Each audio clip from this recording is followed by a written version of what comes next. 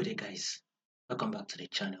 So if you are yet to subscribe and you've not done that, make sure you click on the subscribe button, like, share, make a comment. So let's see what we will be expecting next on our gold. So let's start. We did analysis on our weekly time frame that I told you that we will be expecting that bullish move for the week on gold. And gold has eventually given us that bullish move. Now this is our movement here. This is our high. This is also the higher low. This is also the high, and here is the higher low. Here is also the higher high, and here comes the higher low, right? Now, gold is currently giving us a new higher high. That means we will be expecting a continuous movement to the upside till markets eventually clear this high. So our next forecast on gold will be a bullish move.